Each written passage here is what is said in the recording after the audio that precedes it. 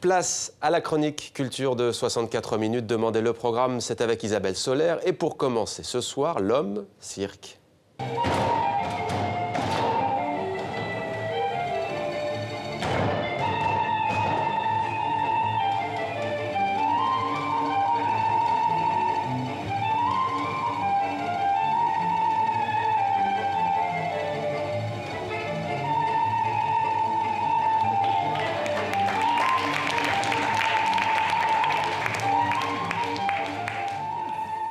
Bonsoir Isabelle. Bonsoir, Ravi Mohamed. de vous retrouver. Promis, j'essaierai un jour, mais c'est pas facile. Alors, il s'appelle David Dimitri. Il a fait donc de son corps un cirque.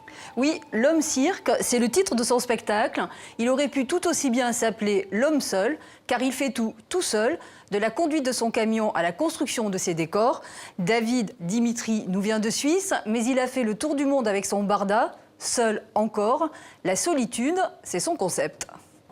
Tout ce que vous voyez là, j'ai en fait fabriqué moi-même, presque tout, parce que j'avais absolument pas d'argent. Donc j'étais sur le dernier centime de ce que j'avais, de mes économies.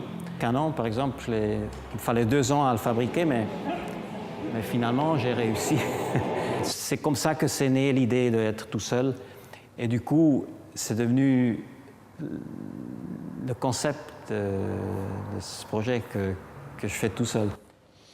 Au programme également, Isabelle, ce soir, Jeanne Lanvin qui s'expose au Palais Galliera, le musée de la mode, c'est à Paris. Oui, et Jeanne n'a pas toujours été la grande Jeanne, mais la petite omnibus, et je suis sûre, Mohamed, que vous ne savez pas pourquoi. Absolument pas, dites-moi. Eh bien, parce qu'elle préférait aller à pied plutôt qu'en bus pour économiser le prix de la course. Est née d'une famille de 11 enfants. Elle commence modeste, mais elle crée à l'orée du XXe siècle une prestigieuse maison de couture à son nom. La maison Lanvin existe encore et elle rend hommage à sa fondatrice. Et si notre XXIe siècle n'avait rien inventé? Vaste question, mais incontournable lorsque l'on découvre l'exposition Jeanne Lanvin. Présentée pour la première fois à Paris, une centaine de robes qui ont traversé le siècle, sans rien perdre de leur fraîcheur ni de leur modernité. Coupe architecturée, motifs ethniques, surpiqûres, tout est déjà là, le luxe de la haute couture en plus. Le style Lanvin, il est fait d'abord d'un très grand raffinement dans les détails qui s'observent depuis le début, en fait, dès le début des années 10, d'un très grand raffinement dans la coupe et de certains détails au niveau du savoir-faire qui sont tout à fait spécifiques. Les années folles libèrent la femme, la robe droite jette le corset au panier, les jupes raccourcissent, les chevelures aussi. Pas question pour autant de sacrifier la féminité.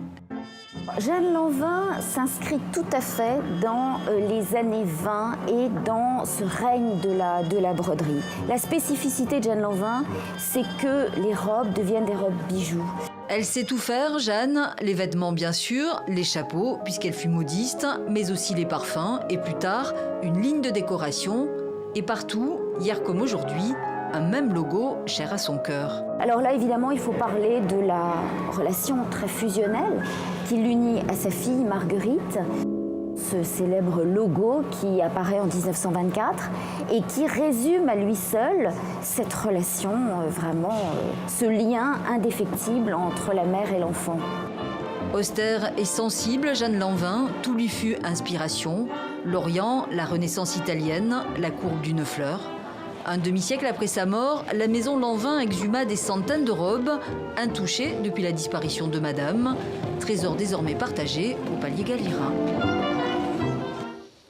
Et petite précision, c'est à Albert Elbaz, l'actuel directeur artistique de la maison Lanvin, que l'on doit la scénographie de l'exposition. Une scénographie astucieuse parce qu'elle évite à ces robes qui sont vieilles quand même de plus d'un siècle d'être présentées sur des mannequins, donc de souffrir un peu plus encore. Alors de souffrir, maintenant on va se faire plaisir Isabelle, et si on célébrait la gastronomie française pour terminer? Oui, c'est le 19 mars, je vous en parle un peu en avance, mais la gastronomie française donc sera à l'honneur dans le monde entier. Plus de 1000 chefs sur les 5 continents se mettront au fourneau. C'est une idée qui est reprise du chef Auguste Escoffier qui, en 1912, avait créé les dîners d'Épicure. Et donc, le 19 mars c'est la semaine prochaine, mais vous avez comme ça le temps d'avoir une table. Voilà qui est dit, Isabelle. C'était Demander le programme.